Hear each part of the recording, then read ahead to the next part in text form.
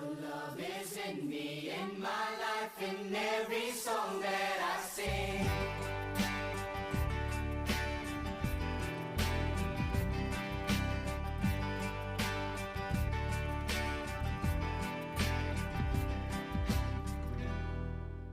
A continuación les ofrecemos la charla del padre José Antonio Sayés, titulada Cristo y el pecado del hombre.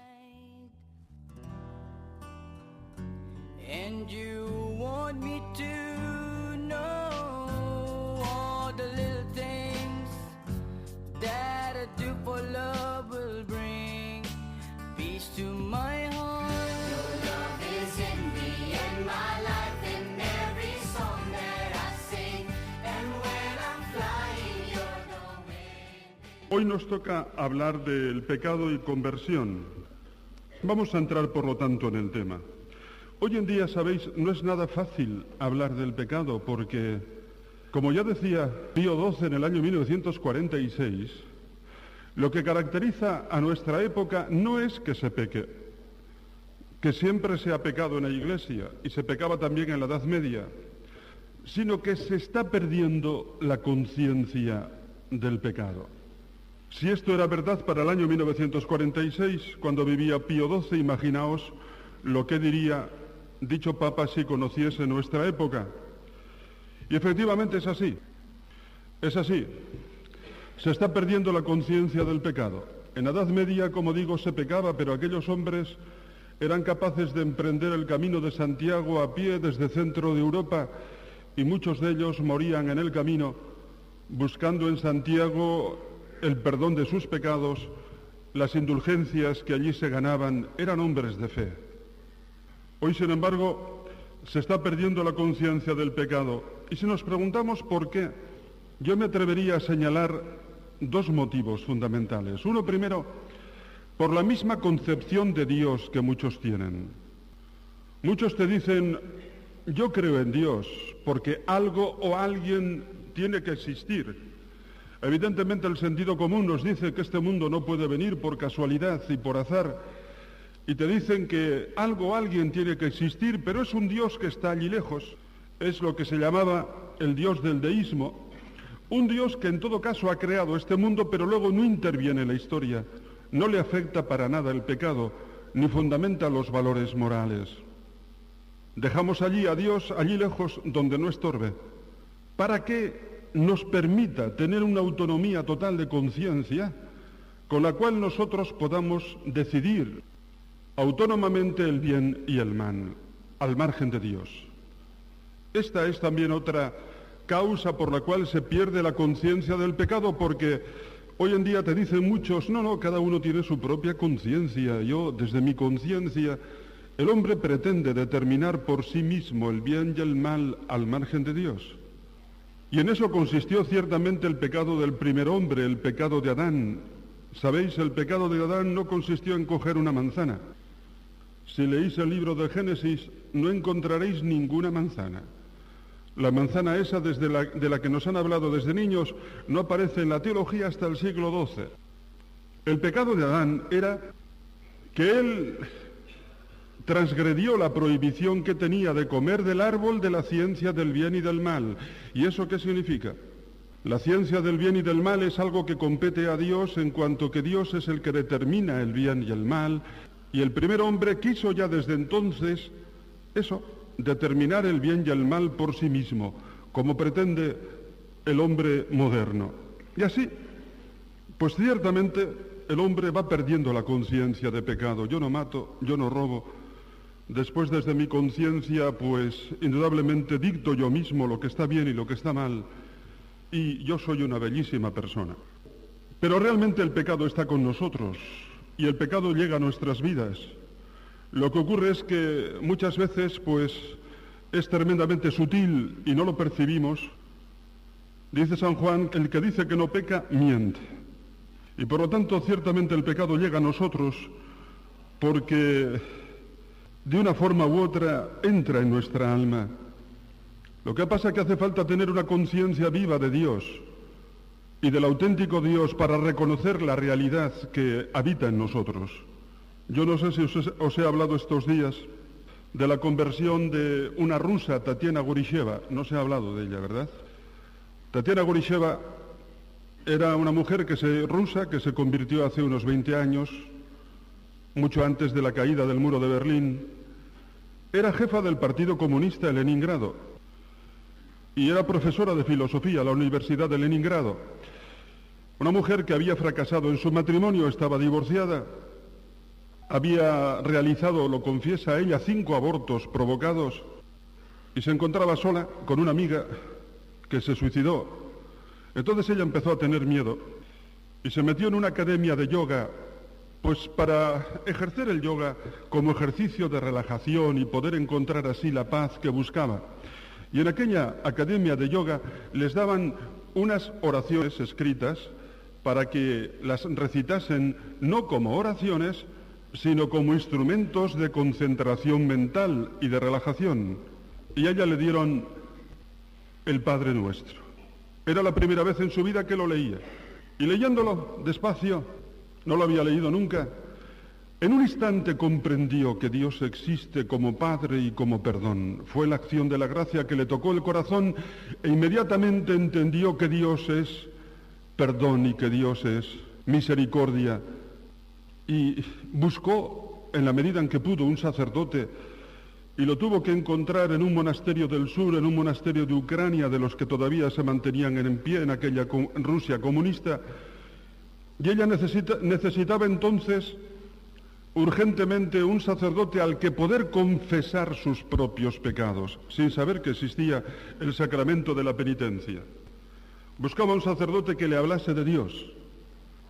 Y tuvo una conversión realmente, digamos, fulminante, hasta tal punto que a partir de ese momento, pues, al volver a Leningrado, formó un grupo de muchachos jóvenes que buscaban también la fe y se reunían clandestinamente para formarse en la fe, hasta que la policía les encontró, la KGB, y a la mayoría de aquellos muchachos los llevó a campos de concentración de Siberia y a ella la despacharon de Rusia. Perdió su trabajo, perdió la cátedra de filosofía en la universidad y se tuvo que venir a Alemania. Y cuenta ella que cuando llegó a la estación de tren de Frankfurt le esperaba una amiga suya, filósofa, que salió a recibirle, y al salir las dos de la estación, del hall de la estación, percibió que encima del hall, encima de la estación, había 2 grandes M's dominando toda la ciudad, y pensó que eso sería el símbolo de algo realmente importante, y le preguntó a su amiga qué significan esas 2 M's, y su amiga le dijo: son una marca de champaña. Entonces ella confiesa: en ese momento comprendí lo que es Occidente. Tiene libertad, sí, pero una libertad para el champaña, para el final de semana, para el placer que se puede comprar, para el bienestar puramente material. Entonces comprendí lo que era la tragedia de Occidente.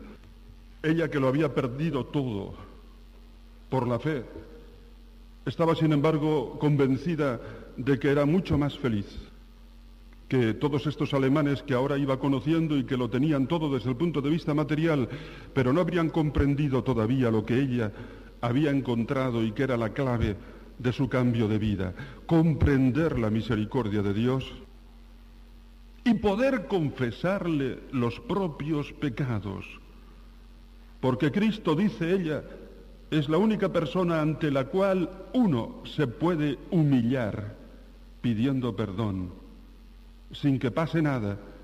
Es más, pasando todo, porque uno en ese momento comienza a vivir al sentirse perdonado por Dios. Por eso realmente nosotros nos podemos permitir el lujo de hablar del pecado, no por morbo, no porque queramos tener una especie de masoquismo por el cual nos guste deleitarnos en nuestras debilidades, no. Nosotros hablamos del pecado y lo queremos reconocer en nuestras vidas porque sabemos que lo podemos confesar delante de un Dios que hemos descubierto como Padre, y que entonces la última palabra no la tiene ya nuestro pecado, sino que la última palabra la tiene, si queremos, el perdón de Dios y la misericordia infinita de Cristo. Vamos entonces a meternos en el pecado. Mirad, el pecado es muy sutil y se nos mete dentro, ¿sabéis? Y podríamos decir que tiene 3 dimensiones fundamentales. Una, el pecado es una esclavitud de nuestras almas, algo que nos quita la alegría, que genera tristeza, cansancio, a veces angustia. Otra, el pecado es una ofensa personal a Dios, y hablaremos de ello. Y tercero, el pecado es también una destrucción de la sociedad. Vamos a ver. En primer lugar, el pecado es una destrucción de ti mismo.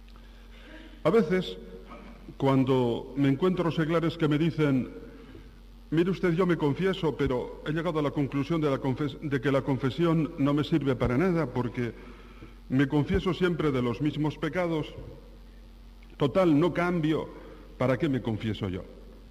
Me confieso, pues eso, de los pecados habituales, que me he enfadado en casa, me he enfadado con una amiga.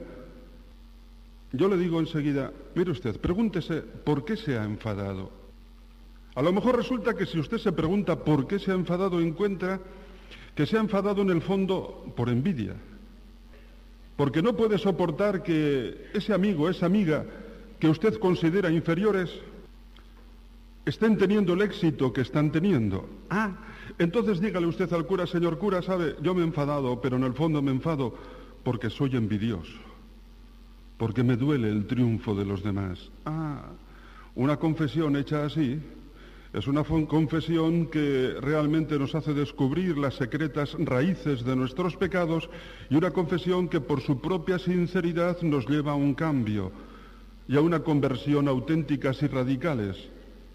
Entonces hay que preguntarse por el porqué de nuestros pecados, y al preguntarnos por el porqué llegamos a descubrir los 7 pecados capitales que anidan frecuentemente en el fondo de nuestra alma y que frecuentemente se nos pasan desapercibidos.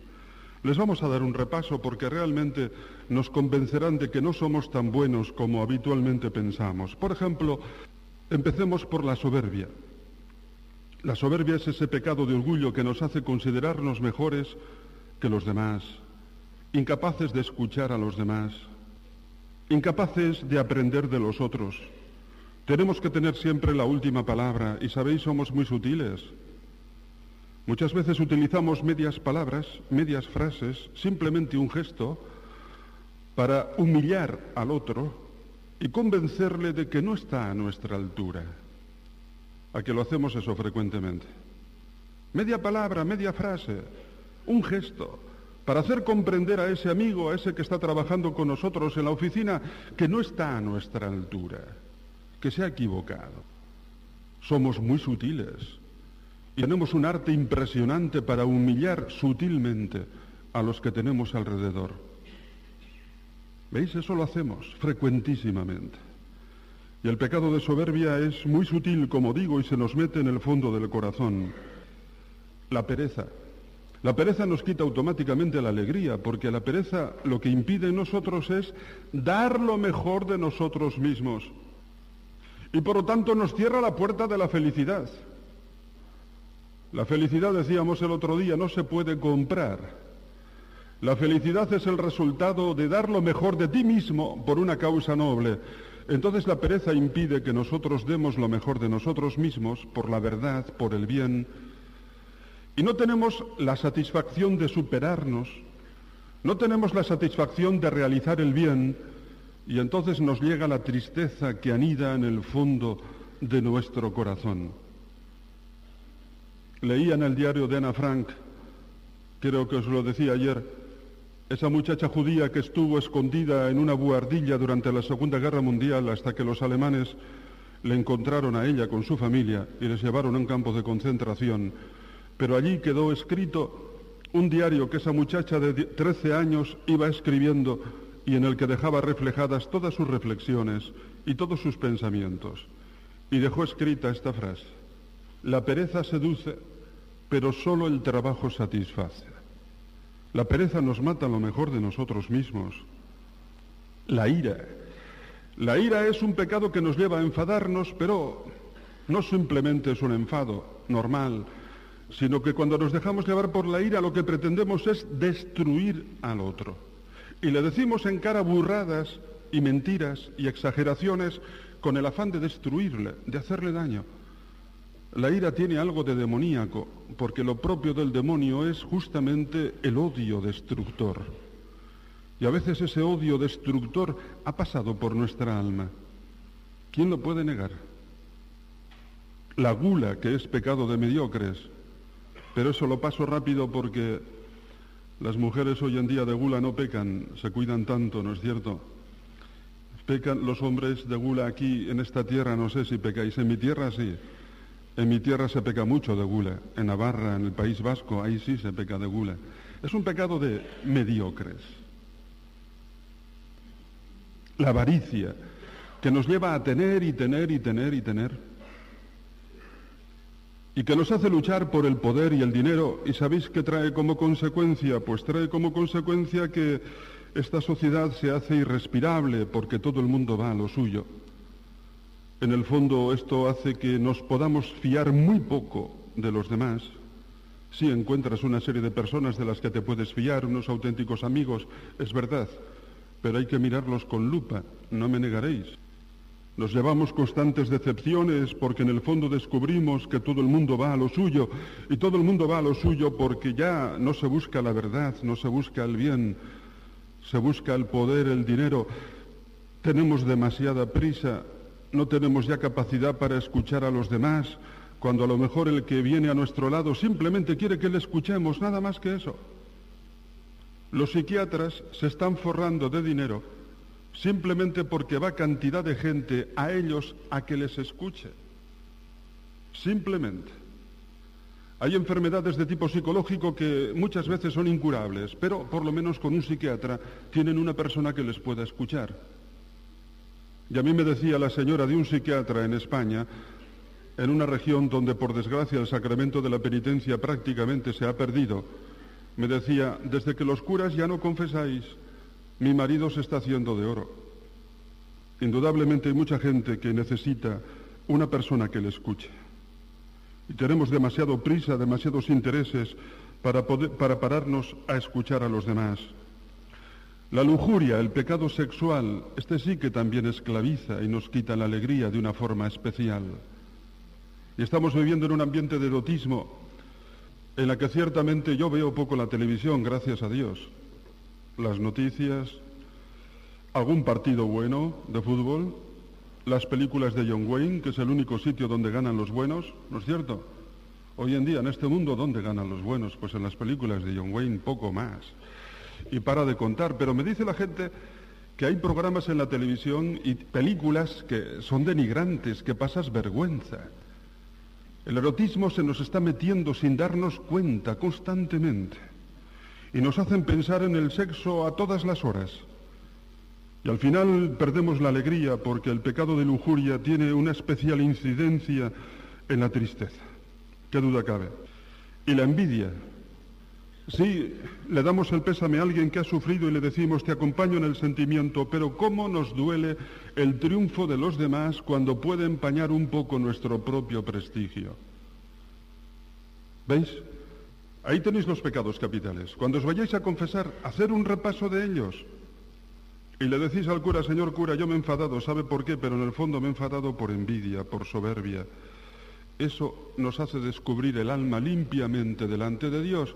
Y entonces ciertamente la confesión te cura y recibes mucho más abundantemente el perdón de Dios por tu sinceridad y por tu humildad.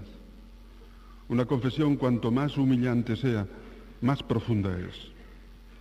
Segundo, el pecado es una ofensa personal a Dios. Vamos a explicar esto, que creo que es importante, porque nos va a descubrir el verdadero rostro de Dios como Padre.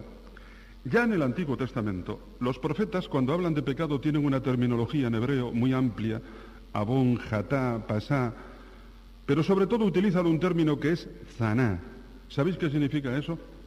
La infidelidad conyugal, el adulterio. Y entonces resulta que Dios habla del pecado de su pueblo como una infidelidad. Hubo un profeta que se llamaba Oseas, que tuvo una mujer que se dedicó a la prostitución y que le hizo sufrir mucho, y Dios le llamó y le dijo, ven aquí, Oseas, tú que has sufrido tanto por la infidelidad de tu mujer, me vas a venir estupendamente para que le expliques a mi pueblo que cuando peca contra mí, me hace sufrir lo mismo que una mujer infiel a su marido. Y fijaros, ya en el Antiguo Testamento aparece un Dios que sufre por el pecado.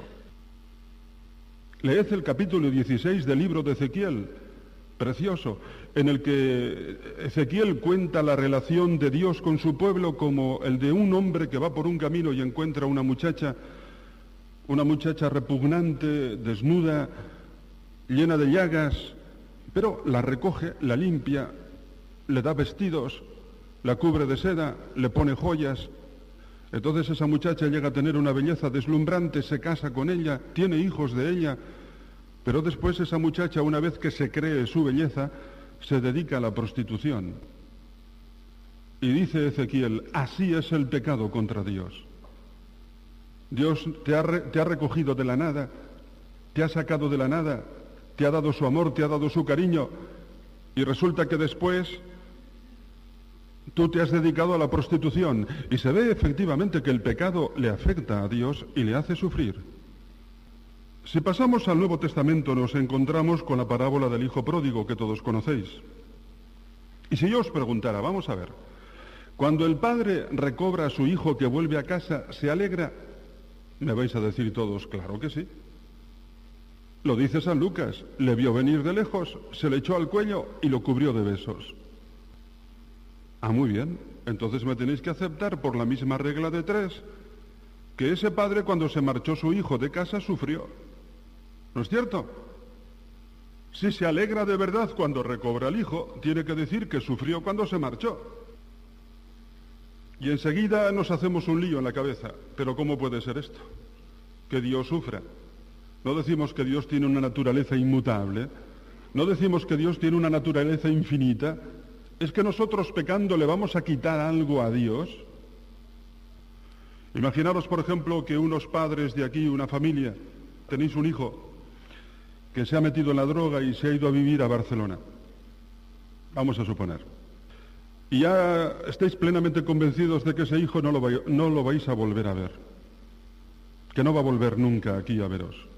Pero os habéis enterado de que le podéis hacer llegar un dinero con el cual él puede entrar en una institución y curarse de la droga.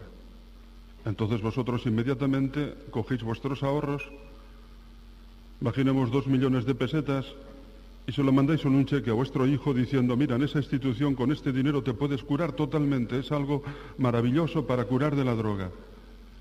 Pero ese hijo vuestro, cuando recibe el cheque y se da cuenta que es vuestro, lo rompe, porque no quiere recibir nada de vosotros. ¿Eso haría sufrir a sus padres? Decidme. Absolutamente. ¿Por qué? Porque ese hijo suyo no se deja amar por ellos. No es que ellos pidan que el hijo vuelva a casa, no piden nada. No es que ellos... No, lo único que quieren es que ese hijo salga de la droga y se cure. Y están dispuestos a hacer cualquier sacrificio por eso, aunque no lo puedan volver a ver, simplemente por el hecho de ver que su hijo se cura y sale de la droga. ¿Veis? Entonces, el sufrimiento de Dios va por aquí. No le vamos a destruir en su naturaleza, no le vamos a quitar nada, y sin embargo Dios sufre, porque realmente no nos dejamos amar por Él.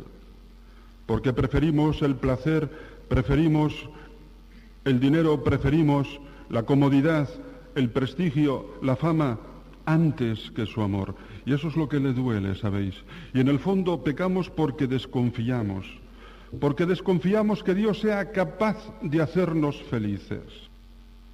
Entonces, ciertamente, tenemos que admitir una diferencia, por supuesto. El sufrimiento en unos padres, el sufrimiento en nosotros los hombres nos puede llevar a la depresión, a la destrucción. Eso no cabe en Dios. Un sufrimiento que le destruya no cabe.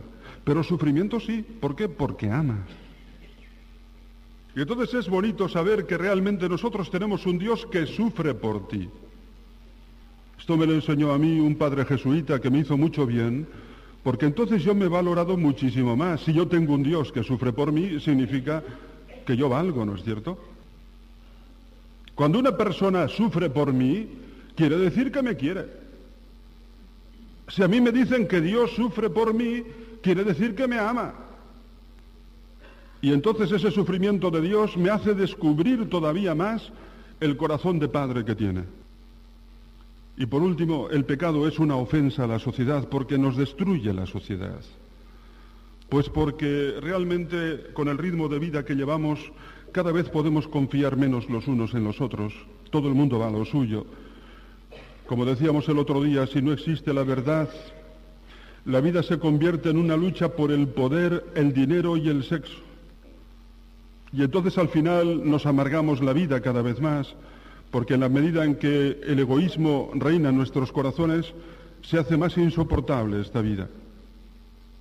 En Estados Unidos, donde tengo la oportunidad de vivir un mes estos últimos años, en concreto en Nueva York, ves esa gente cómo trabaja, Dios mío.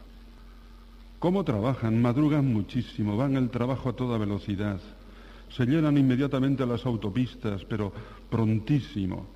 ¿Entendido? Y es gente, me han contado, que trabajando y trabajando, pues acumulan enormes riquezas, y muchos de ellos a la hora de morir son gente a veces que no tiene parientes a quien entregar su dinero y lo entregan a instituciones. Se han pasado toda la vida pendientes de hacer dinero, viviendo en función del dólar, ni siquiera saben comer, porque todavía los españoles tenemos una buena cosa, ¿sabéis? Que sabemos pasar una tertulia con nuestros parientes, que sabemos comer. En Estados Unidos ni eso, todo está en función del dinero, del dólar. Y es una sociedad que dices, yo aquí no viviría, porque realmente es una sociedad en la que reinan los fuertes, los más dotados. Hay un 14% en Estados Unidos de gente marginada porque no puede vivir a ese nivel de trabajo, de competencia, y entonces tienen que vivir de subsidios del Estado, un 14% negros, sobre todo, que están marginados al margen totalmente de la sociedad. A esa sociedad es la que nos está llevando el progreso. Tenemos que pensarlo un poco, porque ciertamente estamos destruyendo nuestro futuro. Así que el pecado nos llega a todos, ¿sabéis? En nuestra vida hay hipocresía, hay envidia, pereza. En nuestra vida se da también la mediocridad, el ateísmo práctico. Sí creemos en Dios, pero Dios no interviene en nuestras vidas, para nada. Autojustificación, siempre estamos diciendo, sí, yo he hecho esto, pero es que miedo, afán de dominio sobre los demás, cobardía. Santo Tomás decía que la cobardía es pecado, superficialidad, inconstancia, lujuria, un dejarnos llevar por la opinión de los demás, un seguir la ley del menor esfuerzo. Indudablemente el pecado anida en nosotros. Pero, como os decía al principio, si hablamos del pecado no es por morbo, si hablamos del pecado es porque sabemos que lo podemos confesar delante de un Dios que hemos descubierto como Padre. Y atención, Dios no goza nunca tanto como cuando le damos la oportunidad de perdonarnos. Dios no es nunca más Padre que cuando puede perdonarnos, como cuando nos dejamos perdonar por Él. Hay más alegría en el cielo, dice Jesucristo, por un pecador arrepentido que por 99 que no necesitan arrepentimiento. Porque Dios cuando perdona, ¿sabéis? Perdona con su poder creador. No solamente perdona, sino que olvida tu pecado. Y no solamente lo olvida, sino que lo arranca. Y te devuelve la limpieza que tenías en los mejores años de tu vida. Dios perdona con su poder creador. Dios arranca el pecado. Y nos hace criaturas nuevas, porque perdona con su poder creador. Nosotros somos raquíticos, ¿sabéis? Y no sabemos perdonar. ¿Habéis oído esa frase? Yo perdono pero no olvido. ¿La habéis oído? ¿Qué significa esa frase? Sí, yo a esa persona que me ha hecho esa faena no se la voy a devolver, porque soy cristiano y no le puedo hacer lo que ella ha hecho conmigo. Pero no olvido, es decir, todavía tengo un resquemor dentro de mí. No sabemos perdonar porque somos raquíticos. Pero Dios, como ve a un corazón sencillo y arrepentido, lo hace nuevo. Abrid el Evangelio. Zaqueo, los publicanos, mujeres de mala vida. Abrid el Evangelio. Aquel caso que os conté de ese señor importante que vino a confesarse conmigo Bueno, no vino a confesarse, no venía a confesarse. Venía a pedirme perdón por todo el daño que había hecho a la Iglesia. Soy fulano de tal, os lo contaba, y me he pasado toda mi vida escribiendo en un periódico famoso en España para destruir a la Iglesia. Quiero pedirle a usted perdón, me dijo. Yo le dije, yo estaba temblando, no me pida usted perdón a mí, pídaselo a Dios. Y si quiere, yo le doy el perdón en su nombre. Y le expliqué lo que era la confesión. Y le invité a que hiciera un análisis, un examen de conciencia. Y le pregunté si quería el perdón de Dios y me dijo que sí, y se lo di. Y entonces yo le dije esto, en este momento usted es predilecto de Dios. Y se me echó a llorar. Y le dije, mire usted que está pasando la gente a comulgar, vaya usted a la fila y comulgue. Y el hombre se levantó, nunca en su vida había comulgado, no sabía cómo hacer. Tuve que salir yo para cogerle del brazo y ponerle en la fila. Y restregándose los ojos con las manos, se acercó a comulgar. Dios perdona así. Por lo tanto, si tuviéramos fe, disfrutaríamos de este Dios. Mirad, ¿sabéis para qué es Dios? Para disfrutar de Él. Con una condición, con la condición de que tengamos un corazón sencillo y arrepentido. Si no disfrutamos de Dios es que no nos hemos enterado. El tema de ayer, el tema de los pequeños, los pequeños, los pequeños. Los predilectos de Cristo son siempre los pequeños. Te bendigo, Padre, porque estas cosas las has ocultado a los sabios e inteligentes y las has revelado a los pequeños. Entonces los pequeños, los humildes, pueden disfrutar de Dios. Y uno puede ser pequeño y humilde, según el Evangelio, en medio de sus pecados, con tal de que tenga un corazón sencillo y arrepentido. Entonces Dios goza con su arrepentimiento. Decidme si no la parábola del hijo pródigo. Yo no me la he inventado esa parábola. Y en esa parábola se ve también cómo el padre sufre porque su hijo se ha ido de casa. No es un padre que diga, bueno, hijo mío, tú haz lo que quieras, que a mí me traes sin cuidado. No, ese padre está todos los días a la puerta de casa mirando en el horizonte a ver si vuelve el hijo. Ese padre está sufriendo. De un Dios así se puede disfrutar, siempre y cuando tengamos un corazón sencillo y arrepentido y vayamos a pedir perdón de nuestros pecados. Es lo de Tatiana Gorisheva.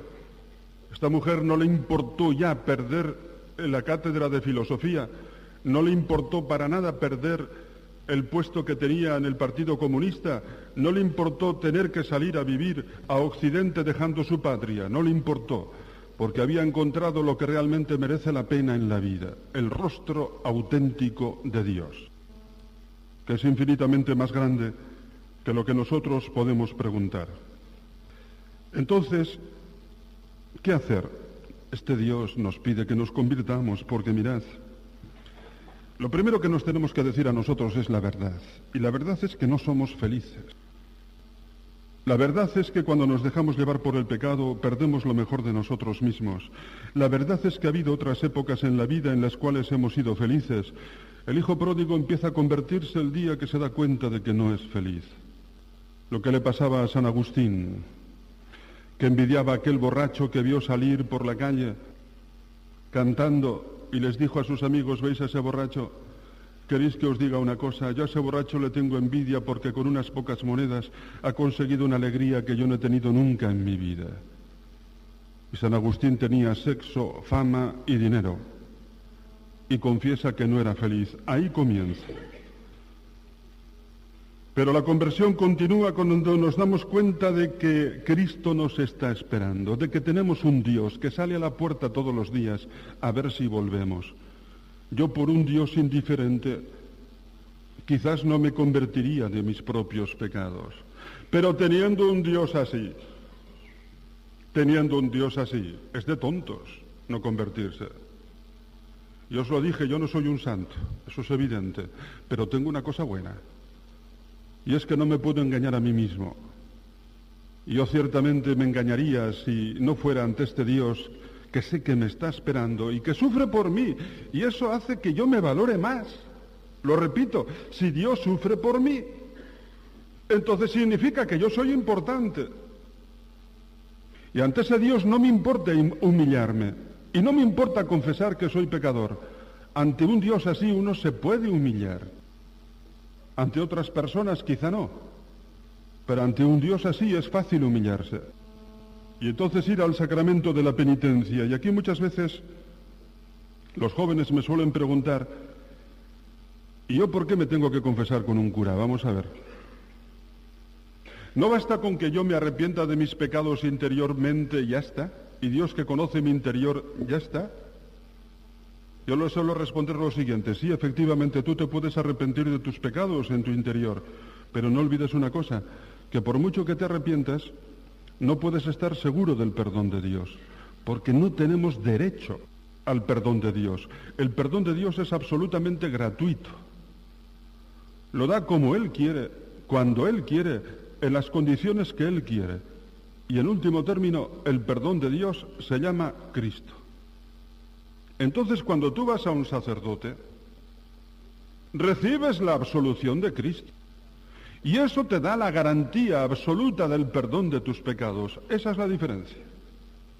Porque nosotros, sacerdotes, lo sabéis, no perdonamos en nuestro propio nombre. ¿Cómo vamos a perdonar en nuestro propio nombre si somos tan pecadores como vosotros? Lo que pasa es que Jesucristo les dijo a los apóstoles: aquellos a quienes les perdonéis los pecados, les quedan perdonados, y aquellos a quienes se los retengáis, les quedan retenidos. Y Él dejó al sacerdote esa maravilla que es el poder perdonar en su nombre. El sacerdote tiene en sus manos lo más grande de este mundo: poder decir la misa y poder perdonar en nombre de Cristo. Y entonces te da el sacerdote la garantía del perdón de Dios, porque es Cristo el que te perdona a través de Él, y tus pecados dejan de existir.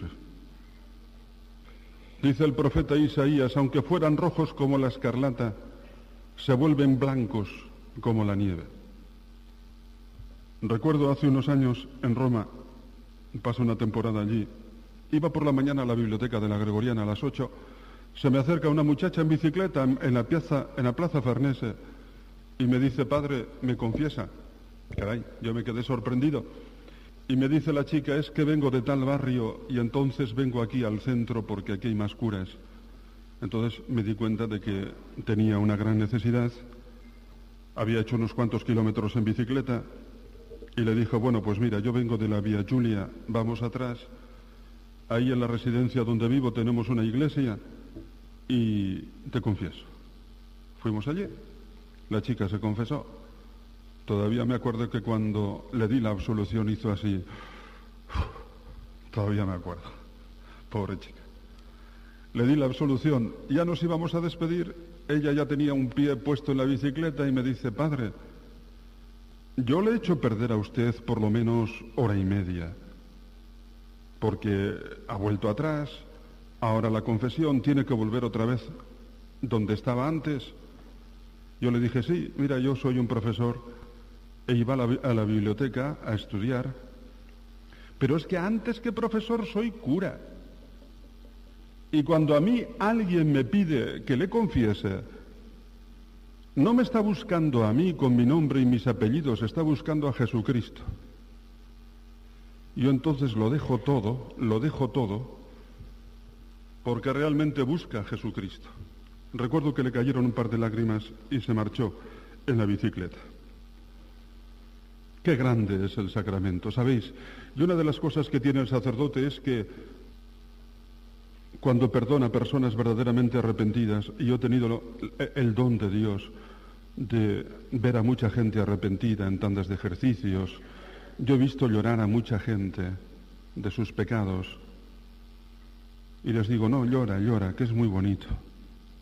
Es muy bonito llorar, y el hombre necesita llorar, y el hombre se puede permitir el lujo de llorar ante el Dios que tenemos. No te avergüences de llorar delante de mí, llora. Yo como sacerdote he tenido que disfrutar muchas veces del gozo que siente Dios perdonando. Yo os diría una cosa, que muchas veces vamos a confesarnos como perfectos paganos. Vamos a confesarnos para quitarnos un peso de conciencia, un remordimiento, y eso está bien. Pero qué pocas veces cuando nos confesamos Pensamos en la alegría que le vamos a dar a Dios con nuestro arrepentimiento. ¡Qué pocas veces! Y os digo, repito, Dios no goza nunca como cuando le damos la oportunidad de perdonarnos. Y este es el sacramento de la penitencia, que nos asegura el perdón de Cristo. Pero cuidado, los hombres somos muy sutiles y entonces podemos hacer lo siguiente, como algo que se parece a lo que le ocurrió a Naamán. ¿Sabéis quién era Naamán? El otro día salía en la lectura de la misa un general sirio que aparece en el segundo libro de los Reyes, que era leproso. Este hombre vivía en Siria y tenía en casa una criada, una chica joven que la había traído de Jerusalén, y le dice a esta chica: mire, mi general, en mi tierra, en Jerusalén, hay un profeta que se llama Eliseo, y si usted va allí, le cura de la lepra. ¿Cómo? Sí, le cura de la lepra. Este hombre entonces se decide a ir a Jerusalén y prepara una comitiva de camellos con criados, lleva regalos para el rey de Jerusalén. Llega allí, se encuentra con Eliseo y le dice: efectivamente, bajas al río Jordán, te bañas allí y se te cura la lepra. Este hombre, que era orgulloso, dice: yo bañarme en ese río tan pequeñín, que se seca en verano, cuando en mi tierra tenemos grandes ríos como el Éufrates y el Tigris. ¿Qué va? Yo no me baño en ese río. ¿Pero qué se ha creído este tonto? Y no se curó. Y entonces los criados le dicen: mire usted, si le hubiese pedido algo difícil, lo habría hecho. Basta que le haya pedido una cosa tan fácil como es bañarse en el Jordán para que no lo haga. Es decir, era su orgullo el que no le dejaba bañarse en ese río tan pequeño. Si le hubiese pedido una cosa a la altura de su orgullo, lo habría hecho. Y entonces yo creo que realmente con el sacramento de la penitencia nos pasa lo mismo. Si a nosotros Dios nos garantizase el perdón de los pecados haciendo una cosa difícil, como hacer el camino de Santiago a pie, allá vamos nosotros. Empezamos el camino de Santiago a Roncesvalles, como mandan los cánones, un mes a 25 kilómetros diarios. Eso sí, llamaríamos a un reportero de un periódico famoso para que nos hiciese una foto y dijese: aquí tienen ustedes un grupo de talaveranos que están haciendo el camino de Santiago a pie, que es una gente formidable, y se enteraría toda España. ¿No es así? Hombre, sí, claro. Nos ofrecen en Santiago de Compostela el perdón definitivo de nuestros pecados y nos piden que hagamos una cosa que está a la altura de nuestro orgullo y que nos permite encima salir en los periódicos. Pero nos dicen que se nos perdonan los pecados poniéndonos de rodillas delante de un cura pecador como nosotros y decimos: ah, no, yo no me baño en ese río tan pequeñín. Y por orgullo no se nos perdonan los pecados. Estamos en lo de siempre. Dios hace milagros con una persona sencilla y humilde. Dios hace milagros con una persona sencilla y humilde, pero Dios no puede perdonar a aquel que en su orgullo no se deja perdonar. Y por eso realmente le tenemos que dar gracias a Dios de habernos dado este sacramento que nos permite realmente vivir felices. ¿Podemos pedir algo más grande que poder dejar nuestros pecados en las manos de Cristo y saber que ya no existen y vivir en la paz y en la alegría que Dios da y ser felices porque tenemos un Dios así? Ser felices como los niños. Los niños son felices, ¿sabéis? Pero lo malo que les pasa a los niños es que son felices pero no lo saben. Y entonces los niños por eso quieren ser mayores. Yo cuando sea mayor, en casa mi sobrino pequeñín, tenemos ovejas, y me pregunta un día: tío, las ovejas cuando dicen B, ¿lo dicen con B o con V? Me preguntó. Yo dije: qué pena este chavalico que tenga que crecer, pero ¿por qué crecerán los niños? ¿Por qué? ¿Para qué crecen los niños si los niños son felices? Sí, pero claro, lo malo que les pasa a los niños es que no saben que son felices. Yo, que soy malo, y en eso estamos de acuerdo, yo soy feliz y lo sé. Nosotros los cristianos nos podemos permitir el lujo de ser felices y saberlo. Porque tenemos un Dios que entierra nuestros pecados en el sacramento de la penitencia y le quitamos el miedo a la muerte. Mañana hablaremos de ella. ¿Qué miedo le podemos tener nosotros a la muerte cuando recibimos el perdón de Dios y vivimos en el marco de su misericordia? Nos perdemos lo mejor de la vida, ¿sabéis? Nos perdemos el disfrutar del cariño de este Dios que tenemos. Vuelvo a repetir que tener fe es disfrutar. Al menos yo disfruto mucho. Debe de ser porque soy malo. O porque soy pícaro. Pero ciertamente yo sé dónde está el secreto de la verdadera felicidad, lo sé. La felicidad no está en tener fama, en tener prestigio, en tener comodidades materiales. La felicidad está en ser como un niño, disfrutar como un niño y saber que eres feliz, cosa que los niños no lo saben. Por eso el sacramento de la penitencia. Y quisiera daros algunas aclaraciones, porque hoy en día puede haber cierta confusión, no aquí en Talavera, gracias a Dios, pero hay muchas zonas en España donde hay una confusión enorme en torno al sacramento de la penitencia. Vamos a ver, hay 3 formas de realizar el sacramento de la penitencia. Una, tú haces la confesión de tus pecados individual y recibes individualmente la absolución. Esta, dice el Catecismo, es el único modo ordinario de confesar los pecados.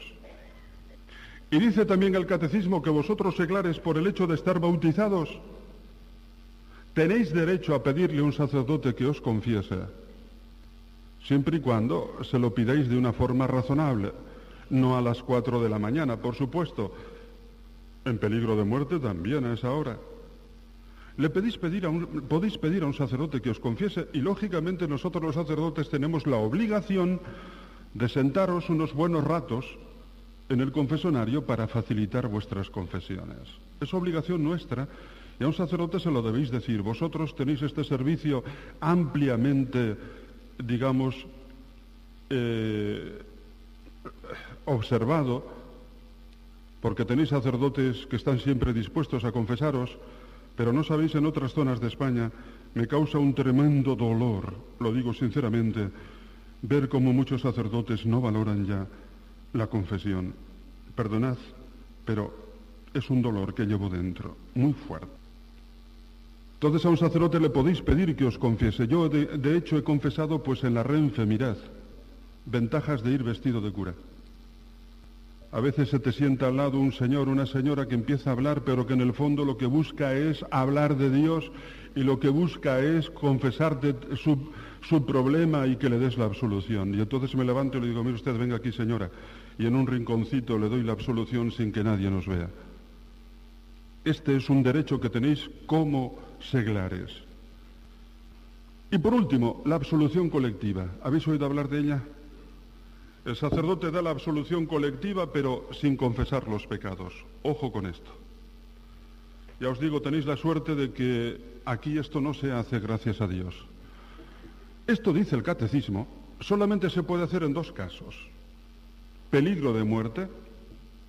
Imaginaos que alguien entra por ahí por la puerta y dice, he oído en la radio que viene un terremoto. Entonces yo os doy la absolución colectiva sin escuchar vuestros pecados. Pero si después ese terremoto resulta que no llega, tenéis obligación de confesar los pecados mortales que en ese momento, por la premura del tiempo, no pudisteis confesar. ¿Queda claro? Y lo mismo dice el Catecismo, de acuerdo con el Código de Derecho Canónico, en el Canon 996, que se puede dar la absolución colectiva si esa gente va a estar durante mucho tiempo sin poder confesarse. Es el caso, por ejemplo, de países de misión en el tercer mundo. Yo he vivido en África, en Angola, y me decían algunos misioneros que para dar la vuelta por todos los pueblos que tenían encomendados necesitaban a veces hasta 2 años. Había una diócesis, la de Malanche, que no tenía más que 5 curas, imaginaos, para casi 1 millón de habitantes. Llegan a un pueblo, un fin de semana, tienen 5.000 negros allí que se quieren confesar. ¿Cómo hacen? No pueden, da la absolución colectiva. Pero si esa gente tuviera la oportunidad de confesarse individualmente, tendría la obligación de confesar los pecados mortales que en ese momento no pudo realizar. Fuera de estos dos casos, dice el catecismo, no se puede dar la absolución colectiva, ni siquiera en peregrinaciones, donde va muchísima gente. Por ejemplo, vosotros vais de peregrinación al monasterio de Guadalupe, ¿no? Ahí no se os puede dar una absolución colectiva, porque evidentemente os podíais haber confesado el día antes en vuestra parroquia, o el día después. No es que vais a estar durante mucho tiempo sin recibir el sacramento, ¿no es así? Entonces, ciertamente dice el catecismo que esas peregrinaciones o aglomeraciones de fieles, pues que no justifican el dar la absolución colectiva. Algunos consejos sobre la confesión: confesaros frecuentemente, no dejéis pasar un mes sin confesaros. El ideal sería cada 15 o 20 días, pero por lo menos no dejéis un mes sin confesaros. Una confesión frecuente. Un consejo: hacedla sobre la base de los pecados capitales, porque ahí encontraréis, como decía antes, las raíces más profundas de los pecados superficiales. Hacedla de forma sencilla. En temas que dan más vergüenza, como el sexto mandamiento, hay que decir de qué se trata y cuántas veces, nada más. Nosotros los sacerdotes no podemos hacer preguntas por morbo, no podemos. Mire usted, yo me he pasado con mi novio pues tantas veces, o he tenido relaciones prematrimoniales tantas veces. El sacerdote no puede preguntar más. Tiene que saber de qué se trata, la frecuencia más o menos, pero ciertamente la Iglesia sabe que eso da una especial vergüenza, y por eso a nosotros los sacerdotes nos dice que seamos cautelosos en las preguntas, que sea humilde la confesión, repasando los pecados capitales, como os decía, y gozando de la confesión. Gozando de la confesión. Mirad, yo es un don que he tenido desde niño, el confesarme frecuentemente. A mí me educaron bien y es un don poderse confesar. Y a veces confesarme los pecados normales, ¿sabéis lo que me cuesta? 1.285 pesetas. ¿Os vais a reír? No quiero decir dónde no encuentro confesores. Entonces tengo que coger el autobús, ir a la capital de esa provincia, encontrarme un sacerdote que me confiesa desde antiguo. Entre coger el autobús y volver, etcétera, me cuesta 1.285 pesetas, lo cual me da una tremenda paz y una inmensa alegría, porque decidme, ¿vosotros creéis que se puede condenar un individuo que paga 1.285 pesetas por confesarse? No se puede condenar. Entonces el cielo es para mí, y vivo con esa paz y con esa alegría. Es un lujo, ¿verdad? Es que ser cristiano es un lujo, es un chollo. Es un chollo ser cristiano, ¿sabéis por qué? Pues porque disfrutas más que nadie en la vida. Si la gente tiene por ahí unas caras de conejos, entendido, tristes, que dan pena, dan pena. Yo disfruto de mi fe y disfruto de Dios y disfruto del sacramento de la penitencia. Y encima tengo un confesor que me quiere, que me trata bien. Qué bonito es ser creyente. Qué grande es gozar como los niños sabiendo que somos felices.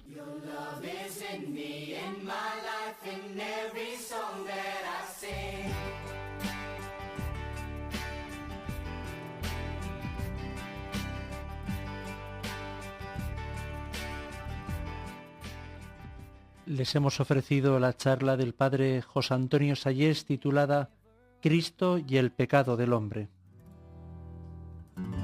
You're there by my side, and you want me to